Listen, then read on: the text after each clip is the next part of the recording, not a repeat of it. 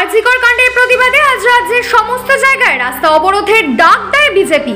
সেই মতো দুপুর ৩টে থেকে বিজেপি কর্মী সমর্থকরা শ্রীরামপুর থানা ঘেরাও করে বিক্ষোভ দেখাচ্ছে। এই বিক্ষোভকে কেন্দ্র করে থানায় উপস্থিত আছে অতিরিক্ত পুলিশ বাহিনী সহ রিজার্ভ ফোর্স, যাতে করে কোনো রকম অপ্রীতিকর ঘটনা না ঘটে সেই দিকেও নজর রেখেছে ভারপ্রাপ্ত আধিকারিকরা।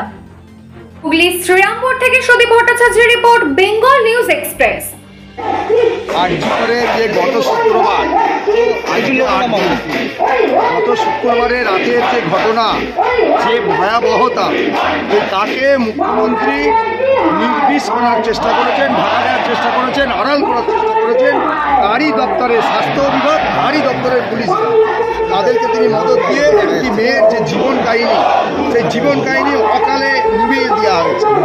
তাই আমরা তার প্রতিবাদে সারা পশ্চিমবঙ্গ জুড়ে আমরা ধর্নায় নেমেছি এবং মানুষকে জানাতে চাই যে মুখ্যমন্ত্রী একজন মহিলা, সেই মহিলা হয়ে একজন একদম কম বয়সী শিক্ষিত, সবে শিখছে ডাক্তারি, তাকে কিভাবে ধর্ষণ করে মেরে দেওয়া হয়েছে এবং তাকে আড়াল করা হচ্ছে। এরকম নির্লজ্জতা আমরা এর আগে কোনোদিন দেখিনি। তাই আমরা পশ্চিমবঙ্গের সমস্ত মানুষকে বলেছি যে আপনারা আসুন। একের পর এক যে কামদুনি থেকে শুরু করে আমরা দেখেছি কামদুনি, আমরা দেখেছি পার্ক স্ট্রিট, আমরা দেখেছি আরও নদিয়ার হাসখালি, বহু জায়গায় নাম করে শেষ করা যাবে না।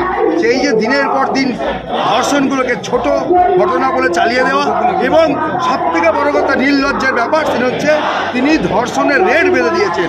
এখানেও বলেছেন 10 লক্ষ টাকা তার পরিবারকে দিতে আমরা রাজি আছি।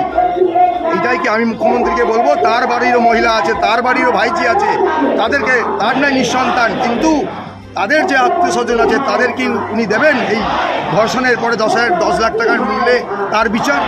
আমি জানতে চাই তার কাছে। আর আমরা সাধারণ মানুষকে আবেদন করব, এই রকম একটা নির্লজ্জ মহিলা মুখ্যমন্ত্রী পশ্চিমবঙ্গে যদি থাকে, কোনো মহিলা সুরক্ষিত থাকবে না। 3বারের জন্য তিনি ক্ষমতায় যখন এসেছিলেন তিনি বলেছিলেন বাংলার মেয়েকে চাই। এই বাংলার মেয়েকে বাংলার মানুষ চায় না। যদি চেয়ে থাকে, ভোট কীভাবে হয়েছে আমরা জানি, চুরির মাধ্যমে, কিন্তু সেই চুরির মাধ্যমে আমরা আর ভোট করতে দিতে দেবো না। এবং অবিলম্বে এই খুনি মুখ্যমন্ত্রীর আমরা দাবি চাই, এই পদত্যাগের দাবি রাখছি। এবং সেই সঙ্গে সঙ্গে যিনি ডাক্তার ওখানে প্রিন্সিপাল ছিলেন সন্দীপ ঘোষ, সেই নির্লজ্জ লোকটাকে কীভাবে তিনি কাজ করে 4 ঘন্টার মধ্যে আরেক জায়গায় পদোন্নতি করেছেন, তারও আমরা হিসাব চাই। কোর্টের নির্দেশে আজকে তিনি ছুটিতে গেছেন, কিন্তু কোনোদিন যাতে না পেরে তার ব্যবস্থা করতে হবে।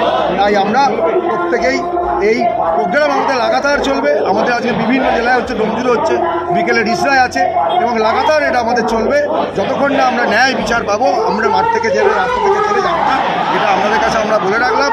আপনাদের সাহায্যে আমরা সমস্ত মানুষের কাছে পৌঁছতে চাই। মিডিয়ার মাধ্যমেই আজকে সারা ভারতবর্ষে এই খবর ছড়িয়েছে, তাই মিডিয়া বন্ধুদের আমি ধন্যবাদ জানাবো। তারা এইটাকে কভার করছে সুন্দরভাবে, আগামী দিনে আরও সুন্দর কভার করবেন। মানুষের মুক্তি দ্বারা মানুষের মতামত, ব্যক্তিগত মতামত তারা মানুষের সামনে তুলে ধরবেন, এই আশা রেখে আমি সকলকে আবেদন করব, এই আমাদের ধর্ণা কর্মসূচিতে অংশগ্রহণ করুন এবং এই মুখ্যমন্ত্রীকে পদত্যাগ করতে বাধ্য করুন। সন্দীপ ঘোষ ইতিমধ্যেই হাইকোর্টে তিনি পুলিশ প্রোটেকশনের জন্য আবেদন করেছেন।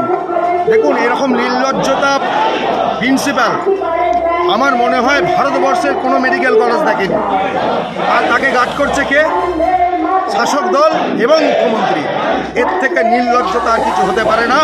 তাই আপনারা দেখেছেন গত 14 তারিখ রাতে পশ্চিমবঙ্গের যে গণতন্ত্রপ্রিয় মানুষ, যারা প্রতিবাদ জানে, তারা নিঃশব্দে প্রতিবাদ করেছে।